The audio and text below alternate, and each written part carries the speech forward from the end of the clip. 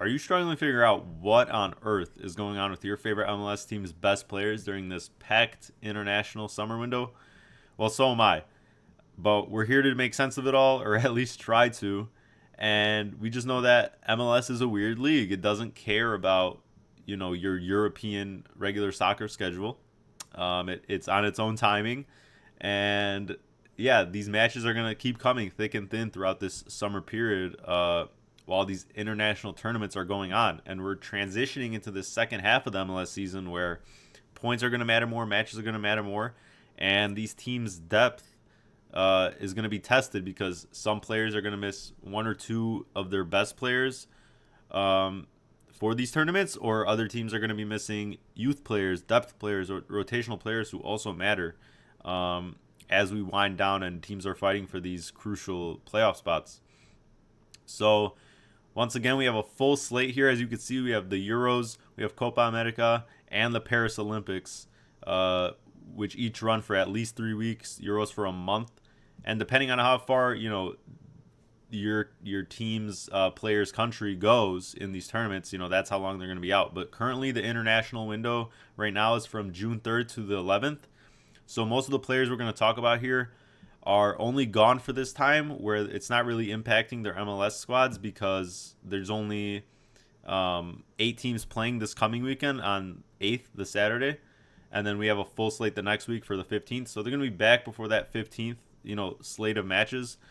But some of these players are already gone in preparation for these tournaments because they're playing friendlies and such. They're just in the camps already in preparation. So it's a little confusing. Everyone's kind of in their own sort of qualifying matches or friendlies, and some might be coming back, some might not.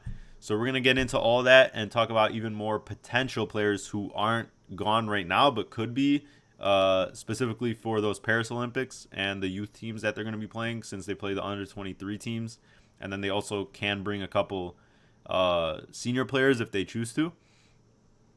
But yeah, as you can see, also it's just a little messy as well because each tournament has its own deadline for when you can submit your final squads. And for the Euros, that's coming up right away from a day from now from this recording. We have June 7th, as you can see in the asterisks, is the deadline for the Euros. June 12th for Copa America, and then we're going to see later down the line for Paris for the Olympics. So we're going to get into all that, all these international departures, who your team is going to miss the most, and which players I think you can probably live without, and don't really, they're on these lists, but they don't actually, they're kind of more youth players or don't get into the squad as much. So, yeah, let's just get into all these players, who your team's going to be missing, and how much it might impact your team down the line. So we're going to start with the Eastern Conference here, just going to run through it alphabetically. And we start with Atlanta United, whose list looks pretty bad, but it's also not as bad as it seems in terms of the time that's going to be missed. But it's also not too great. I'm not going to sugarcoat it. But we'll start with who's just coming back right away, who's only gone for this week window. That includes Almada, Cobb, Fortune, and Caleb Wiley. Now, Wiley and Almada are probably locks in terms of going to the Olympics all the way down the line, but that's in about, almost 2 months from now. And so they're going to come back for your next game. So that's 4 of them good. But then we got Abram, Lobjanidze, and Schlich, who Abram I think is a lock to make this Copa America squad. They have until the 12th to confirm that, but he's been called up for these tune-ups and has been a pretty mainstay in recent tournaments. So I think he's going to be gone, and that's not a good sign for definitely a struggling defense, a team that's kind of been fluctuating too much in a horrible run of form, who just fired their coach as well, sitting 13th in the East. And then you're also going to be missing Lobjanidze and Schlich, like I said, for the Euros. And they've already been, called up for those preparation matches. So I think best case scenario, they probably miss 2 or 3 games for Atlanta. And I don't expect either of these teams to make it out of their respective groups. So that's a positive sign for Atlanta fans, if that comes to fruition. But that's a big hit. That's three pretty good starters right there, and Loba's been kind of carrying the load offensively recently. Um, so Almada's definitely going to have to step it up. And not even to mention, Giacomakis is probably leaving soon, as Cruz Azul has paid uh, more money than Atlanta can say no um, to get him over to Mexico. So things not looking too good for Atlanta right now. Chicago here coming off a huge win against LA Galaxy, only the third win of the season, and they're losing. Really, only Shaqiri Orahel is not even a first team player. Really, he hasn't played any games so far this for the first team. So we're just going to talk about Shaqiri. And as a Fire fan, if you've tuned into the show and all my other episodes, this is actually a great thing that I can have for Chicago. He left even earlier than normal to go to Switzerland, and yeah, this guy just has to go. We have to offload this contract or just get him out somehow, no matter what. And I hope Switzerland goes super far in these Euros, even though I don't expect them to get out of the group. Somehow they kind of just always turn up. So I'm hoping for more of the same, because as long as Shaqiri can be gone, it's positive for Chicago, in my opinion. Brian Gutierrez his development has definitely been hindered a bit by Shaqiri in this 10 role. I really want to see more of him in this 10 role himself, and hopefully the boys can just start cooking a little bit more with him and get his confidence up. And to stay on that same note with Gutierrez, he wasn't called up for this window of the Olympics, even though he was called up for one of the previous ones. So he's still kind of, it's still yet to be seen, depending on that final roster, if he makes that Olympic squad. But right now he hasn't been gone for this window. And, to be fair, his play hasn't been as good because, the team just hasn't been good in general. But maybe with Shaqiri gone, he could turn up that form. And if he does, maybe he'll receive another, last-minute look for that Olympic squad. It just keeps on getting better for Cincy, as they only have one player leaving for this international break, albeit it's not just for this window. Miles Robinson here, a key defender for them, going to the Copa America with USA. So I imagine they're gonna probably make it out of the groups, or go decently far here. And yeah, this is your only miss. It's still a key defender missing, but I think you have the best defense in the league anyways. A great tactical structure back there, and probably the best goalkeeper in the league in Salentano. So as much as it's gonna hurt, I think they can definitely get by without him. Probably just hoping that he doesn't get injured or anything like that during the tournament. And yeah, there's not much else to say for Cincy. For the crew here, there's really not much to talk about. Habrune isn't really a first team player, and then we got Morrison Schulte with the under 23 team, which are locks to go to the Olympics down the line once again. But right now they're just playing these couple this friendly or two, and yeah, they'll be back for your team's next game, because luckily for the crew, they're not one of these 8 teams playing this coming weekend. So they'll be back by the 15th. Nothing much to worry about here. Out of Champions Cup now, they lost the final to Pachuca. So now it's full focus on the league, and then obviously Leagues Cup down the line. But you're not going to be missing really anyone as we enter the second stretch and the crew try to get back to the summit of the Eastern Conference. Same here for DC United, who has 3 players during this current window, but they're all going to be back. They're lucky Finland isn't in the Euros. And yeah, a bunch of defenders, one of their wingbacks as well. And they've lost a defender now to for the year. Another got a red card in their previous game. But they're very fortunate they're not actually losing anyone for these coming tournaments, because their defending depth is definitely going to be tested now with all these injuries, and they're going to need these players to step up in these roles as we get into these latter games. We move over to Inter Miami here, where there's some obvious inclusions. Just to get out of the way, Kramashi is going to be back for your next game. Ruiz as well. Kramashi probably also going to the Olympics down the line. Nothing to worry about right now, though. And then Ruiz, I think he's just playing qualifying matches with Honduras. They're not in Copa America, so he should be back as well. But then we get over to, obviously, Messi, who Miami's going to miss dearly. Probably going to be out for that whole month. He's already gone for the warm-ups ahead of, these games. And then if they go all the way, as they're probably expected to, or at least, to the semis or whatever, what have you, yeah, it's going to be a long time without him. And it might get scary for Miami. And then Rojas as well. He's been a pretty decent midfielder for the time being since he came to Miami. Paraguay hasn't released their roster yet for Copa America, but he's been in the tune-ups. He's been in other qualification games and such in recent years. So I think he should be going as well. And then one huge name not on this list, obviously, is Luis Suarez, who wasn't called up for these tune-ups ahead of Copa America for Uruguay. So that's going to be a huge storyline to follow leading up to that deadline on the 12th to see if he's included, because right now it seems like Nunez and these other younger attackers are definitely being favored by Bielsa. So that would be a huge positive for Miami to be able to get him, for him to stay for this time without Messi, because he's still been a prolific striker for the most part. Obviously, there's fitness issues and all that involved, and just the high age of the squad that Messi can kind of make kind of ease the pain for, but still having him up top is definitely a good thing.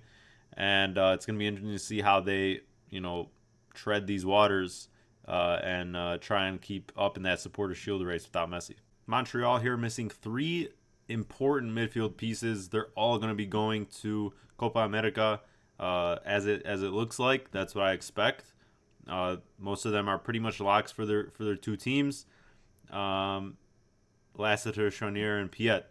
And for a team that has been spiraling so much, this team has a very high floor, I would say, or a decent floor, just their general level of the talent there, but they don't have top-end players, and they probably have the biggest laundry list of injured players right now, and they've just been in such a bad run of form. And, their depth is going to be tested even more here for a couple weeks or longer, depending on how far Canada goes in this tournament. This is just not good because these are 3 pretty locked in rotational players in the midfield for Montreal. So the list gets even longer.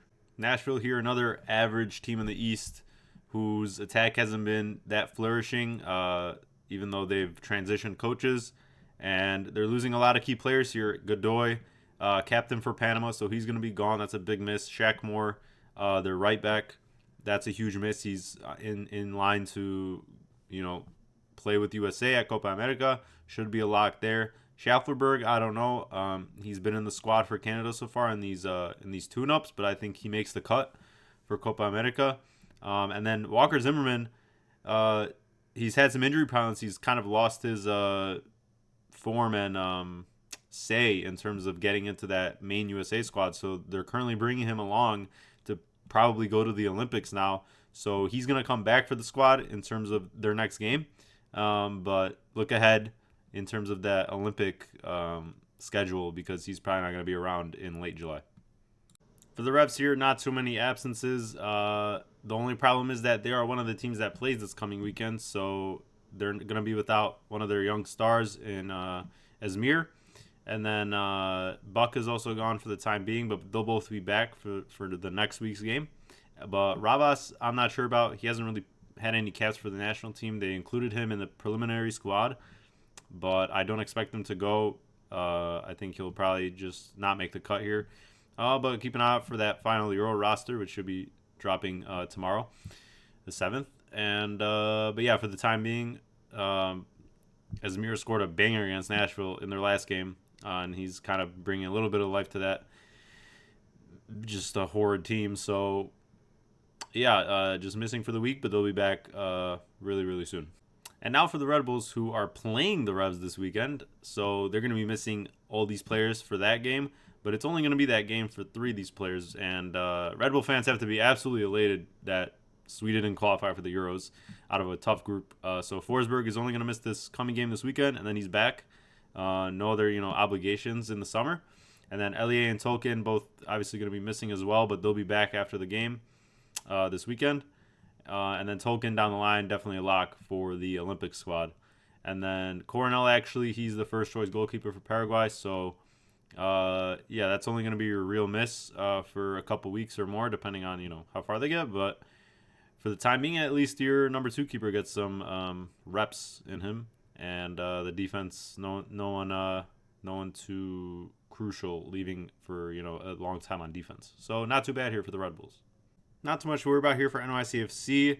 Besides Tavon Gray, one of their younger star defenders, and he's going to Copa America. It seems like he's been playing recently in their national games, and today, time of recording, he just played a full 90 in one of their qualifying games for the World Cup. So, if anything, only expect him to go, obviously, because the other two are only playing their qualifying matches. They have no other tournament after this short little window, and they should be back with NYCFC. So only keep an eye out for Gray to potentially make that Copa America squad for Jamaica.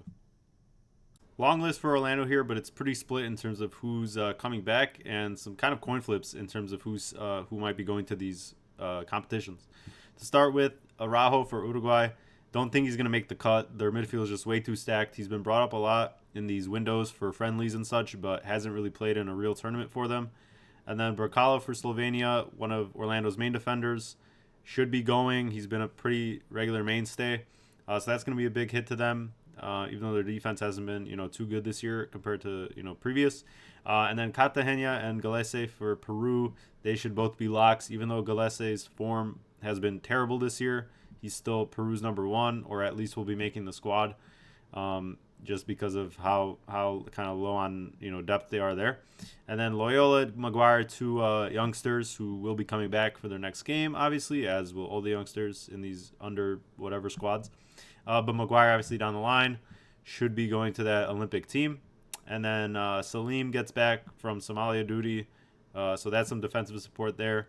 And then Facundo Torres will be an interesting one to watch because he's been a mainstay, in these call-ups recently for Uruguay, but their attacking, group is also stacked as well. It just depends on really those final few spots and who makes the cut, such as like we talked about with Suarez, and whether Bielsa wants to bring guys like that in to help with just the veteran aspect of it, or just completely usher in this new era of youngsters. So it's gonna be interesting to see, but for an Orlando team that hasn't lived up to expectations so far, these are not the greatest of players to be leaving. A lot of first choice players, but luckily Duncan Maguire, who's been obviously one of their best attackers, will be coming back, so that's good for them.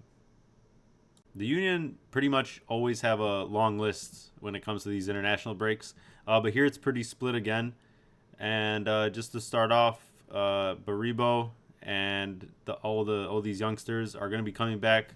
Israel not in any tournaments. All the youngsters obviously coming back. Harriel and McGlynn definitely going to be part of that Olympic squad down the line as well. But then we have Gazdag, who's been one of their key attackers, as their strikers have been kind of rotating in and out with injuries. Carranza's been a little injured, but he should be coming back. But Gazdag's going to be out for as long as Hungary's group is for the taking, so they could make a bit of a run. And then Lowe is going to be out for Jamaica as long as they're in Copa America. So look out for you just have to look out for how long these teams are still in it. But these players are already in their pre-camps, so yeah. And then Jose Martinez, one of their best DMs, going to be out with Venezuela. So losing a lot of decent pieces here. The Philly has been just absolutely abysmal at home and undefeated still on the road. So two sides of a coin there. And not going to be easy for Jim Curtin to manage this depth as they go on in the second half of the season. Toronto here also losing a decent amount of first-team players. We got Johnson, Larea, and Osorio, who are all going to Copa America. Larea, just as he was starting to get back to form and healthy, it's good for Canada, but for Toronto, he'll be missing out, so even longer without him. And then Flores should be back from Honduras duty, but actually I forgot to mention in terms of anyone that I've also mentioned that is on Honduras during this break, they also have an added friendly on the 16th, so they will be missing the next game actually a week and a half from now. So be on the lookout for that. and just take that into account for any other Honduras players that might be on any other team. But then Etienne, Haiti is not in anything else besides these qualifying games for this international window. So he'll be back, but 3 pretty big losses in the CONCACAF region for Toronto. This could have been really bad for Austin, but it's not so bad. Bukhari, obviously, with Ghana, will be back after the short window, and then Väisänen for with Finland, also not in the Euros. So they'll both be back. But they are losing one of their top choice center backs in Cascante. He'll be going to Costa Rica. If it was with Väisänen, the pair alongside him, that would have been really bad. Their defensive numbers aren't great, but somehow they've just been overperforming and just getting results. So if it was the pair leaving, I'd be way more concerned. Cascante still leaving definitely makes me think that some of these defensive numbers are going to be everything is going to regress or go to the mean. So look out for that in terms of how much they're giving up on the defensive side of the ball, but they still are really good at coordinating as a unit, parking the bus when they need to, especially on the road. But yeah, Austin here only really missing one of their starting center backs for as long as Costa Rica's in the tournament. Not much to speak of for the Rapids here. Bassett and Baudry, both in their respective youth teams. Bassett fighting for a spot for that Olympic side. He's definitely been bright for the Rapids this season so far, and look out for him to maybe make that Olympic squad later down the line. And then possibly Bombito, one of their he's been shining for them as well in defense. He's been called up. He played Gold Cup for Canada last year, and he just has been called up for this, these friendlies ahead of the Copa America. But they actually just got beat down 4-0 by Netherlands, side note. And but he'll definitely be fighting for a spot in that squad, so make sure to keep an eye out for whether he makes it. Only big miss here for the Dynamo is the elephant in the room with Carrasquilla, one of their better attacking-minded midfielders. And he's going to be gone with Panama for as long as they're in the tournament. So just be on the lookout for that. The other 2 players are, Reigns is a youth player, doesn't really get much time for Dynamo this year outside of late subs. And Valdez is like the 3rd choice goalkeeper to even start when Clark's been out with his facial injury. So Carrasquilla, obviously a big miss for one of the least potent attacking teams in terms of their their numbers and their production. So they're going to have to try and fill in that as best they can. And just, I guess, Dynamo fans will be hoping Panama's not in there for too long. For stacked as a Galaxy are, it's pretty crazy that none of their players are really in consideration for call-ups. But they also have the benefit of, some of their players' teams not really being in these competitions. So it's a good mix. They're not really losing anyone. Jalen Neal, one of their brighter defensive players, only out for this week, should be back for the next game, and but be on the lookout for that Olympic squad. He's definitely one of their top guys. Not much to speak of here for LAFC either, despite what the list might lead you to think.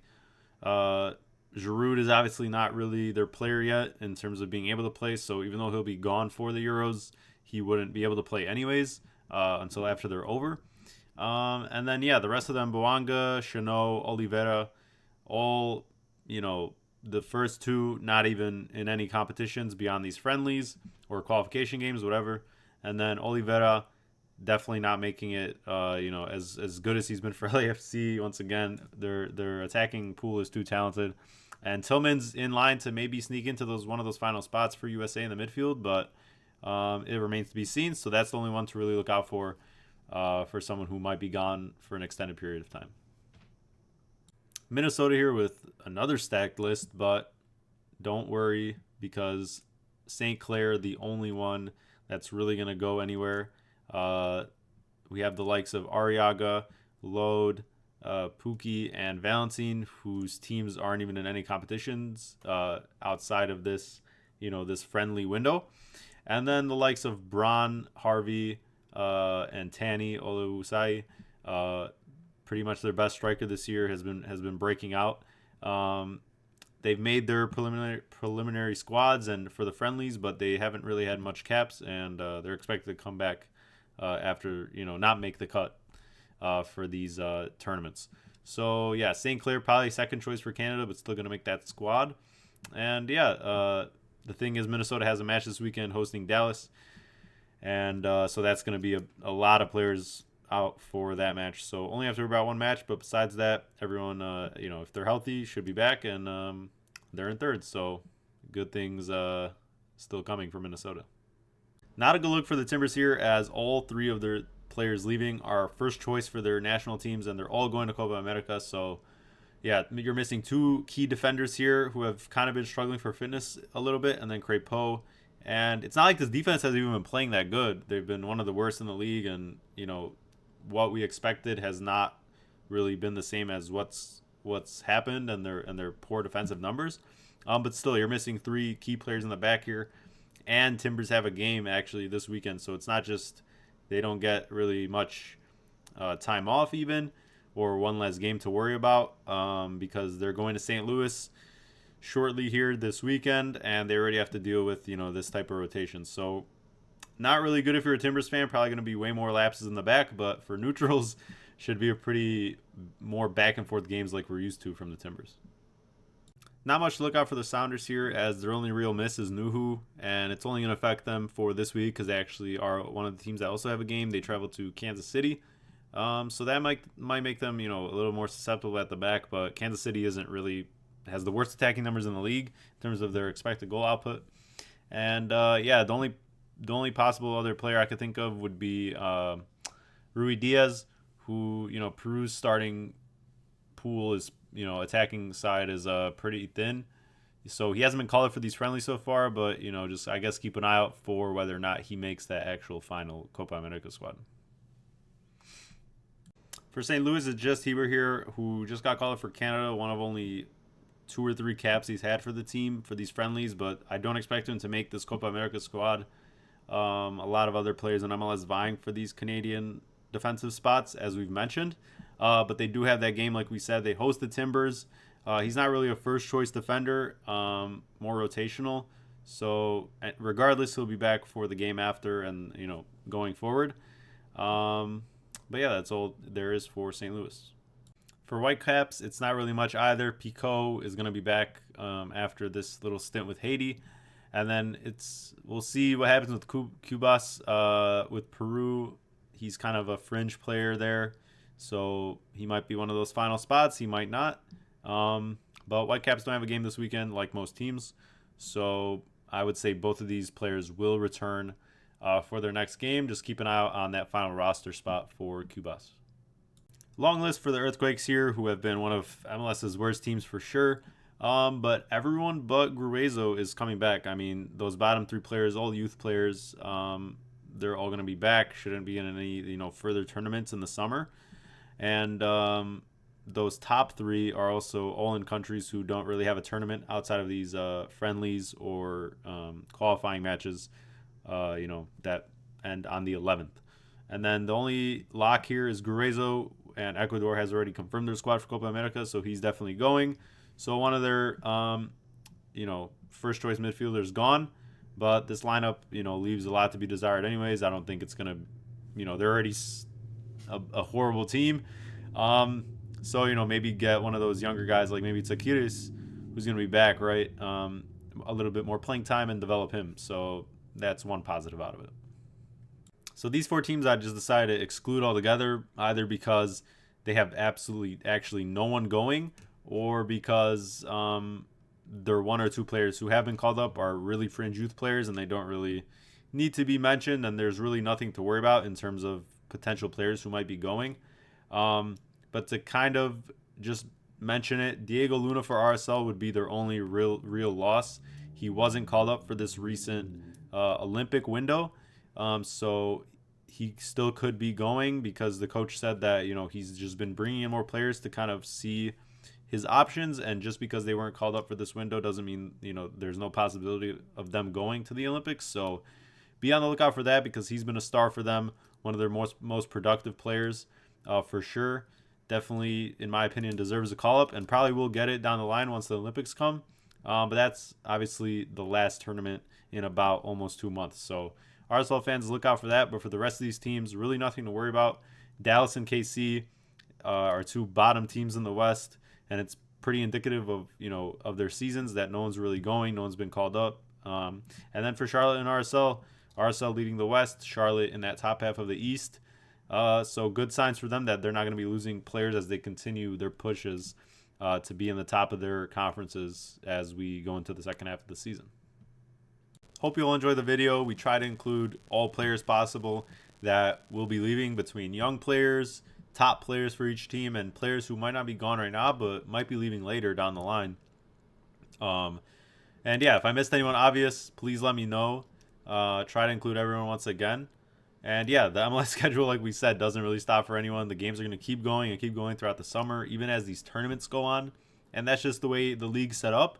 And that's, they leave themselves and their teams pretty vulnerable and susceptible to just having to deal with these issues where these players are literally going to be gone at the mid-season point of the season. And now a lot of teams' depths are tested. And the standings are going to look super different month after month as we roll along in the summer and the second half of the season. So yeah, be on the lookout for those roster drops, guys, those official final rosters, because most teams haven't really submitted their final rosters as this friendly window is going on. Once again, for the Euros, it's June 7th, Copa America the 12th, and then later down the line we have the Olympics for those younger players. So not much to worry about in terms of that now, but just keep a reminder for that. And yeah, try to include everyone once again, guys. And thanks for watching. I'll see you in the next video.